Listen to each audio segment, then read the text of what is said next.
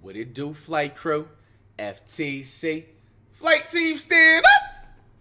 It's June! We got some educational ish. You know what I'm saying? I know a lot of y'all. Congratulations to any FTC brothers and sisters that ended up graduating. I know a lot of graduations was going on.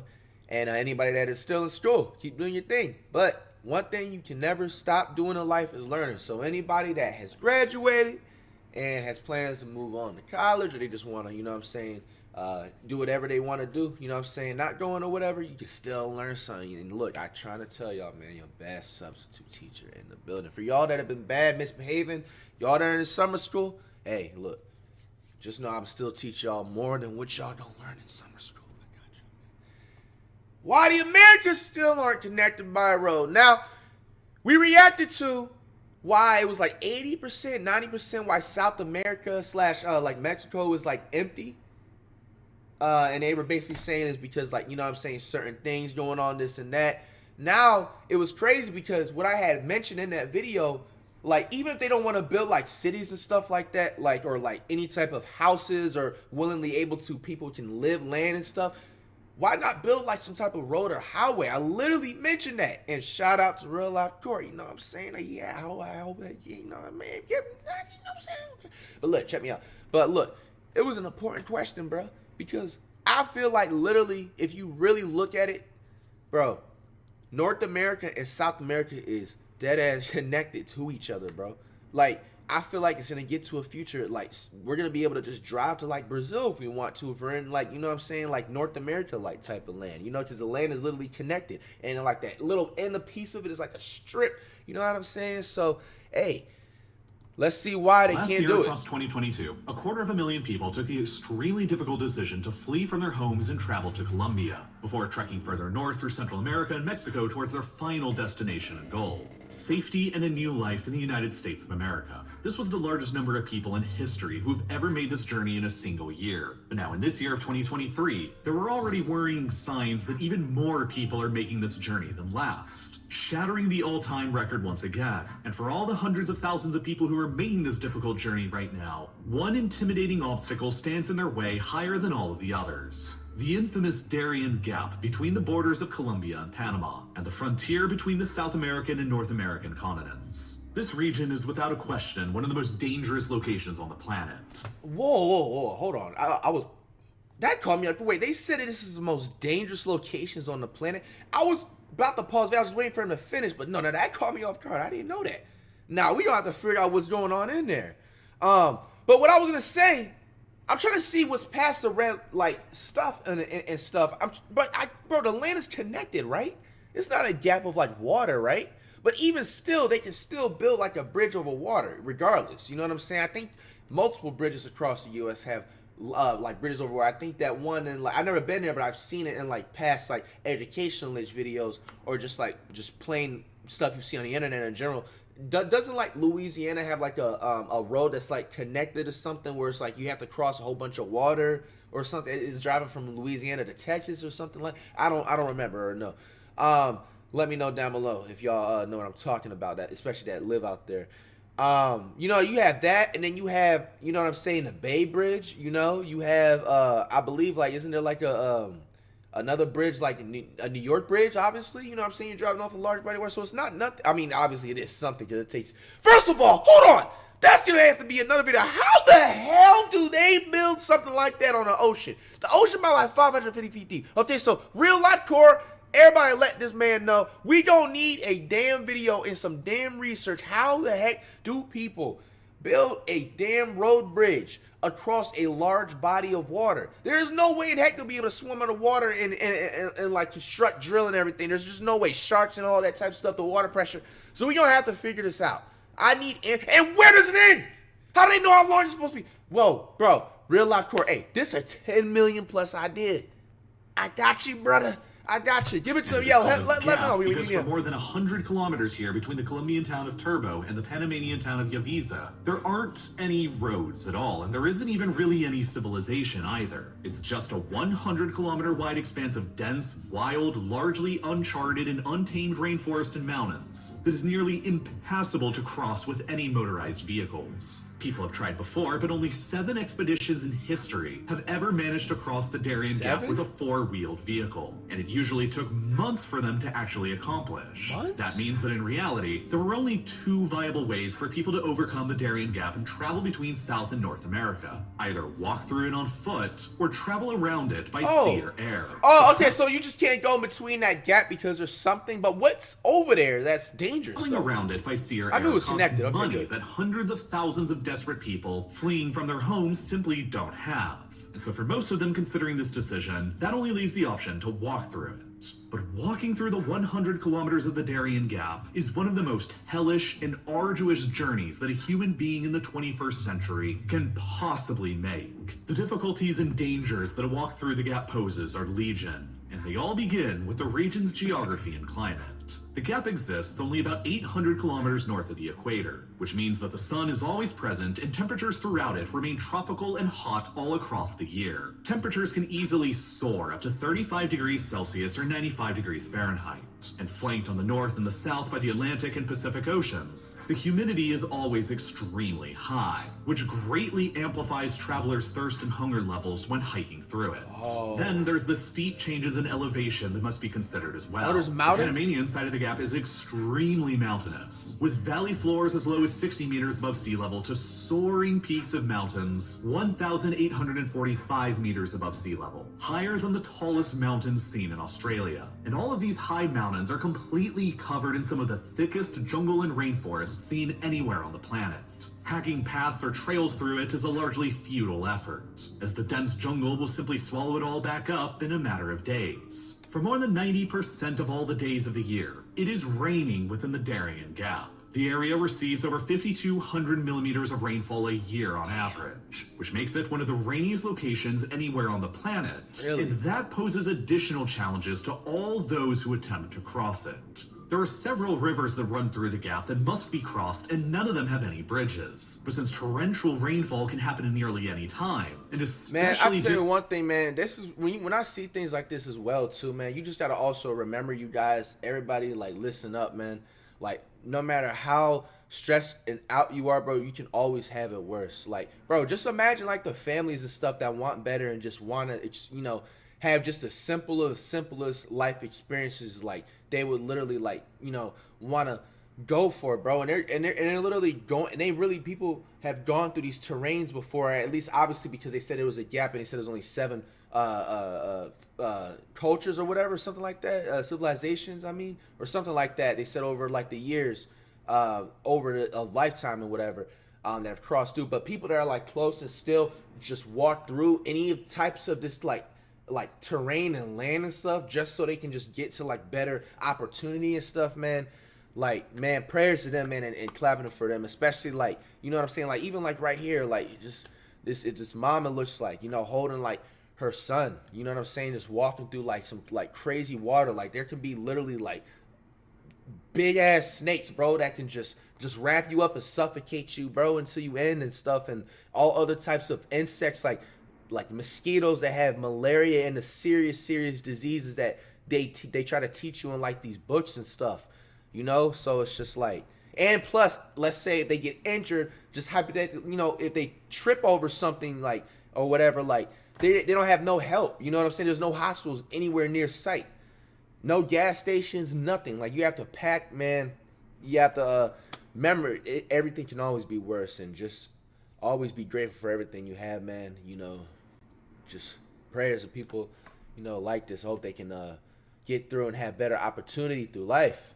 During the rainy season between May and September, these rivers will frequently overflow and flood. This can generate sudden flash floods within the gap that can wash away travelers in their tents, or even trigger landslides higher up in the mountainous terrain that can bury you whole. But despite the high levels of rainfall and the plethora of rivers, finding fresh water that is actually safe to drink within the gap is also a challenging task because of the lack of any civilization or development within it. That's already a lot of potential hazards, but that's just the geography and the climate. There's also the wildlife and diseases within the gap for travelers to worry about as well. Within the rainforest, there are all kinds of dangerous creatures. Poisonous frogs, venomous and aggressive snakes, venomous scorpions, and venomous spiders can all be found throughout here. and all can induce a major medical emergency in humans. The most Spiders, dangerous frogs? creatures I of didn't all even know within the frogs. gap are the nearly infinite mosquitoes and ticks, and the plethora of deadly diseases that they carry with them, like malaria, yellow fever, and dengue. Bro, come on, man. Vote me for president, bro. 2045, man. Developing the Darien Gap and building a road through it from one on. continent to the other is difficult because the workers who are going to have to do it are going to have to contend with all of these issues. Oh, and be yeah. extremely unproductive as a result. Disease is rampant and knocks workers out of commission by either making them sick or killing them outright. The omnipresent heat and rainfall all throughout the year keeps even the productivity of the workers who aren't sick relatively low, and negatively affects resources used in road construction like concrete and asphalt as well. Drying concrete for roads and environments where it rains all the time is difficult, while asphalt is subject to softening and deforming when placed under heavy enough loads and high enough temperatures, which is always the case in this kind of environment. And that's not even to mention the complexity of all the rivers that require bridges or Wait, tunnels do the rivers have alligators? Cause like, bro, at that point, bro, like built. that's just The mountains that must be circumvented or climbed, brave and if you the can dense make it jungles through that it. must be cut And through. amazing. Construction projects across this region are therefore monumentally challenging, time-consuming, and expensive tasks to complete. And that's a large part of the reason why the Darien Gap has remained undeveloped and wild throughout all of human history, and why it remains essentially impossible to drive between the Americas to this day. Over the span of decades in the 20th century, countries from all around bro, the Americas, like even like this, like bro, like to the UK, like there should be like a whole road, like you can, bro. It's I see in the future they're gonna be doing stuff like this, bro. They have to. That'll be a crazy, man. You would be able to drive from damn like the south, anywhere in the south to like freaking what are my mouths up, like Russia or something like over here, bro. You in a whole nother, man. That stuff is just interesting. You just gotta think about how interesting the world is, bro. How land is just in general, just like everything has a name. And damn, Americas built out the vast Pan-American highway system, extending from Prudhoe Bay in the far north of Alaska on the Arctic Ocean to the southernmost tip of Argentina near the Magellan Strait. But the 100-kilometer stretch in the center of the system that would connect South America to North America was never actually finished. And that's what gave this region its name that we know it by today, the Darien Gap, the only remaining gap in the entire Pan-American highway system. But that isn't to say that building a road through the gap and finally finishing the Pan-American Highway would be impossible. It's just to say that it would be very expensive to do so, and moreover, there were a lot of powerful interests around the world who would prefer that the Darien Gap actually remain exactly what it is. A nearly impassable gap which separates North America from South America that makes it impossible to easily drive between the two continents, and nearly makes it impossible to travel between the Americas by land at all, effectively making North and South America separated islands where most transportation between them has to still be conducted by sea or air. Chief among the countries who would like to keep things this way are Panama and the United States, for a variety of reasons. You see, throughout the 19th century, Panama was merely a province of Colombia, and while Panama was connected to Colombia by land, the undeveloped and nearly impassable Darien Gap effectively made Panama an island of Colombia's. It was therefore difficult for Colombia to maintain its authority and sovereignty within Panama, and so a growing Panamanian independence movement began naturally taking shape. By the early 20th century, the United States was becoming increasingly interested in Panama because of the potential to finish the construction of the Panama Canal. For centuries beforehand, the only way for ships to travel between the Atlantic and Pacific Oceans, or between the Atlantic and Pacific coasts of the United States, was by taking a very long journey around the entirety of the South American continent and through the Strait of Magellan across modern-day Chile. nah, bro. I'm not even gonna lie, bro. Bro. See, I would have been a different breed back in the day, man. You telling me if they wanted to go from like off the coast of New York to LA, first of all, obviously, I don't think airplanes was invented like that back in like that time. They said it was like the 1800s, right? I don't think so. So obviously, it was just either the cars wasn't obviously invented, so it's boats. Bro, you telling me you can't cross through here? Well, obviously they didn't know about it possibly, but this is like the Bermuda Triangle. Okay, so like maybe if they did know about it or whatever, you maybe cross through here. You know what I'm saying? Well, they said there's like a gap through here, isn't it? You can't take this shortcut, bro. What you mean, bro? What you mean, bro? You gotta go around this whole like part of South America. What you mean? Nah, bro. We would have, man, I would have had a battle it out, bro, in the middle of the ocean, bro. Yo. That's like, bro, that is like 2.5 years minimum. Isthmus of Panama presented a unique opportunity for mankind to build a shortcut by carving a canal across just a bit more than 50 kilometers worth of land that separated the two oceans here. And once it was completed, American merchant and military ships could far more rapidly travel between the Atlantic and Pacific coasts, greatly benefiting America's naval flexibility around the world and greatly improving the speed of world trade. Once finished, whomever controlled the Panama Canal would control one of the most strategically important maritime choke points in the entire world. And a big country like Colombia was never going to let such a strategically valuable asset fall under the control of a foreign power like the United States. And so the United States simply decided to support the native Panamanian independence movement instead by sending its navy down to defend the territory from any Colombian naval assaults. And so, with the undeveloped Darien Gap preventing the Colombian army access and the American Navy preventing any Colombian naval access, Colombia simply had no hope at hanging on to Panama, and so the country declared its independence in 1903. Naturally, the United States was the very first country in the world to recognize Panamanian independence. And in exchange for all of its help in securing that independence and providing the financing to help finish the canal, Panama granted the United States a perpetual lease on all the land around the canal, an area of effective U.S. sovereign control across the country that became known as the Panama Canal Zone. For decades, it was the United States who controlled the Panama Canal and not Panama. Eventually, in 1977, under the threat that Panamanian forces would attack or bomb the canal zone unless it was returned back to Panama, the Carter administration in the United States relented and agreed to a joint administration over the canal that was shared with Panama until 1999, when it was then finally fully handed over back to Panama after nearly a century of American control. But right through to the present day, the Panama Canal and the stability of Panama itself remains a top strategic priority for the United States to consider. Regular and reliable access through the canal enables ships and their cargo traveling between Los Angeles and New York to save more than 22 days off of their travel times that they would otherwise have to endure by traveling the long way. That's crazy how, look at this, watch this, guys. How they had to map that strategic priority for the United States to consider. Regular and reliable access through the canal so enables ships and their cargo traveling between Los Angeles and New York to save more than 22 days off of their travel this is what I want to stop at. Like, bro, that's so crazy how literally in New York to save more than 22 technical days this is, bro, off of their travel time. They gotta cut through that little piece of land, and it's crazy how like some part of South America kind of just like shaped almost like Florida almost. But like, nah, bro, like you have to cut through this part because if they go through here, I believe like the waves are too like, you know, like freaking rough or something like that, closer to like Antarctica, or they can hit like an iceberg or something like that, or even like the sea creatures, bro.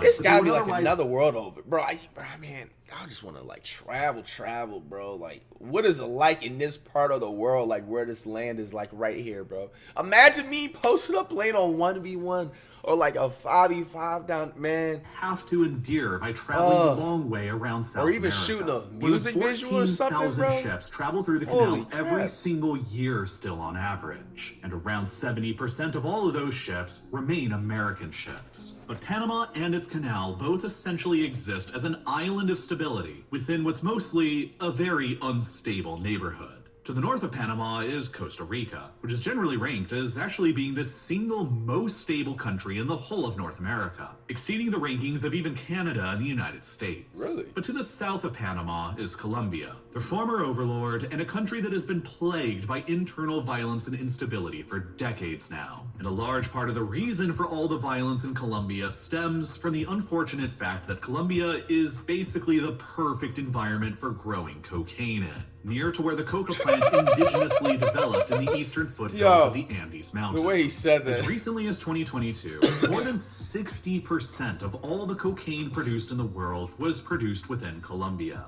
And of course, further to the north is the world's largest consumer and market for cocaine, the United States of America, where in 2016, 37% of all the cocaine in the world was consumed. For For decades now, the transportation of cocaine from producer in Colombia to consumer in the United States has been one of the most lucrative businesses in the world to get into, and has provided the funding for dozens of rebel factions and cartels to continue their operations and resist the authority of the Colombian government. And the Darien Gap between Colombia and Panama presents various opportunities and challenges to all of them.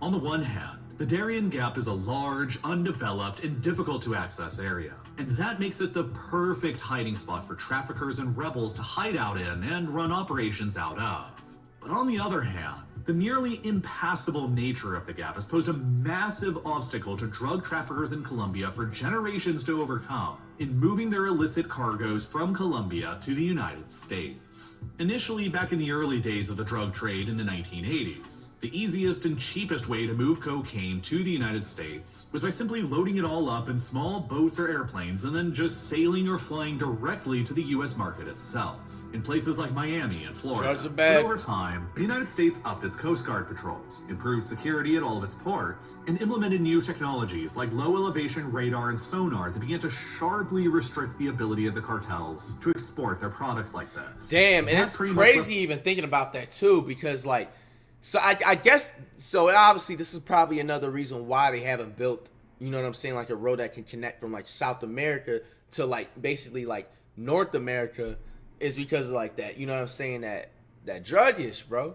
Bro, I ain't even gonna lie to you. If this was been connected, like this whole road, even like by like 1900 and stuff, bro, that's actually, bro, I'm not gonna lie, the crime rate just in general would have been shot all the way up, bro. Like every state would have been like, I'm not even gonna lie, every state would have been like, bro, every state would have been hot, bro, like 90% like violent crime. I'm not even, that's actually low-key see, then again, it messes it up for the good, you know what I'm saying, people and everything like that just generally want to come out for opportunity and stuff to North America and just have a better life and everything. But bro, no, that's crazy even thinking about that. Like if they just had access to the road, that's just like endless amounts, like 24-hour of just like shipping and, you know what I'm saying, like road handling type ish, bro. Like that could have been really, really bad, bro. And man, funneling the cocaine by land up through Central America and into Mexico, before carriers would then sneak across the huge, sparsely populated and sparsely patrolled 2,000-mile-wide US-Mexico border, where the cocaine would make its way to market. But standing almost immediately in the way of this land route is, of course, the nearly impassable Darien Gap. In order to get around it, drug traffickers originating in Colombia will use boats laden with cargo to make a brief sea voyage to another part of Panama further beyond the gap, where the cocaine will then be consolidated and picked up by others who will run it overland all the way up to the United States. But these boats can be intercepted by Panamanian naval patrols, and they often are, since Panama routinely scores some of the largest and highest profile cocaine busts anywhere in the world. There is thus a concern that if a highway was ever finally constructed through the Darien Gap, it would finally provide an easy land transportation route between Panama and Colombia, and between Colombia and the United States, enabling the shifting of the drug trade to the new, easier transportation reality, which would create the potential for the greater spread of drug violence in Colombia to expand north more easily into Panama, as the various cartels and rebel factions fight over the newly created and easy-to-move-across choke point. Such a scenario would obviously threaten to upend Panama's current reputation for stability, and potentially threaten the year-round reliable access to the Panama Canal as well. And, moreover, the only reason why Panama was ever able to achieve its original independence from Colombia in the first place, all those years ago, was because the Darien Gap acted like its geographic shield, and prevented the Colombian army from simply marching in and restoring order. With a road piercing through that shield, a Colombia of the future could always hypothetically decide to re-invoke its historical claims to Panama. And that's a potential future that Panama and the United States would each simply like to keep impossible by never building a road in the first place. Panama is one of the few countries in the world who doesn't even have any armed forces, and they would probably like to keep things that way. So for those security reasons, there is very little political will anywhere in Panama to finish building the road to Colombia. But it's not the only security reason on the mind of the United States that's preventing their willpower. As I mentioned at the beginning of this video, the pace of migration coming towards the United States from around the world is growing, and it is increasingly being concentrated through the Darien Gap. For years, successive governments in the United States have made it increasingly difficult for people to illegally migrate to the country through sea and air. And under building pressure from Washington, Mexico has also dramatically expanded their visa requirements for entry into their country as well, which has sharply limited the ability of people to fly directly to the US border within Mexico itself. Over the past few years then, most migrant people who want a chance at entering the United States have had to fly to South American countries like Brazil or Ecuador instead, where the visa requirements are a lot lower than in Mexico or the United States. And as the domestic situation gets worse in other parts of the Americas, more and more people are becoming migrants and heading towards Colombia for their chance at trekking through the Darien Gap and moving towards the US border by land. Wow. After the assassination of their president by unknown assailants in 2021, Haiti, a nation already reeling from centuries of oppressive colonialism and a devastating earthquake in 2010, has been inching ever closer into becoming the Western Hemisphere's only truly failed state. As gangs have taken over much of the capital and the government has pleaded for a foreign military intervention to come and restore order. Venezuela has been economically and socially struggling for over a decade now due to a long history of misguided and failed economic policies, while Ecuador and Colombia continue to struggle with the violence associated with the drug war. As such, tens of thousands of Haitians, Venezuelans, Ecuadorians, and others have all been attempting to flee towards safety and better opportunities in the United States. But most of them have no other choice but to head towards the Darien Gap and attempt to cross it by foot. It is not a decision to be made lightly. Hiking through the Darien Gap today is a roughly 10-day journey from beginning to end. Damn. With no civilization within it at all, if something goes wrong, you're pretty much left on your own. Damn. There's no cell signal within the gap, which means there is no ability to call beyond it for help and no ability to use something like Google Maps to accurately track your location. What? How? Man, whoever makes a man, salute to y'all, bro. Cross that, bro. They said even if you have a cell phone, they don't even have service, bro. They don't have no signal or cell phone tower that you can't even like Google Maps. So how do they even know where to go? They probably have to use like a regular GPS, like the or a compass, not compass. I meant to say. Damn. Break a leg, get bit by a snake, or catch malaria, and there is no hospital to call, and no help to request to get you out. And if you run into trouble with a far-right paramilitary death squad or drug traffickers, there aren't any police to call for help, and you are completely at their mercy. Gosh. The Darien Gap, as it currently exists, acts like a massive deterrent to people who want to illegally migrate this way towards the United States. But it still doesn't stop everyone from trying anyway.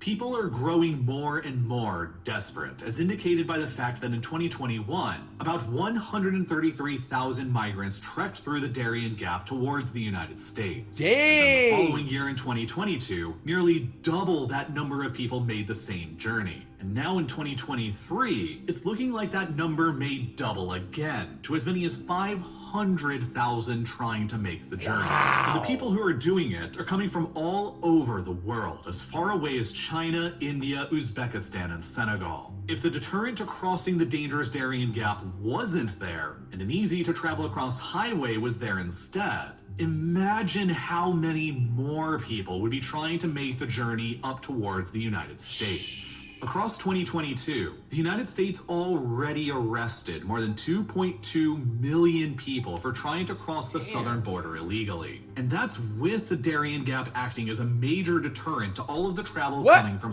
What usually happens if somebody like is caught trying to like cross a border or anything like that, like for let's say it's like their first offense, like what usually is like what happens usually? Because, bro, that's a lot of people, bro. Because you got to think, like, the prisons and stuff, like, how the heck do they not get overcrowded? South America. Just even with that alone. This is just the only, like, alone, just one crime. You know what I'm saying? You can't account for the others, obviously. There's like, countries in the region like Haiti, Venezuela, Ecuador, and Colombia remain unstable and are generating large numbers of migrants, as long as South American countries grant easy visa access to pretty much anyone, and as long as the United States retains a harshly anti-migrant policy. The United States has pretty much no incentive to help build a highway through the Darien Gap that would otherwise finish the Pan American Highway, but would also make it dramatically easier for migrants to travel to the United States, and for drug traffickers to more easily export their narcotics and violence into Panama, which would threaten to destabilize Panama and potentially destabilize the all-important Panama Canal itself. And for those reasons, rather than for any technical reasons, the Pan American Highway is likely to remain unfinished for the foreseeable future, and it will remain impossible to drive between North and South America. Perhaps sometime in the future, when the geopolitical issues are solved though, a road can finally be constructed through. But when that day comes, the engineering challenges to do so will be difficult. You can learn more about the math and engineering that goes into these kinds of projects by visiting today's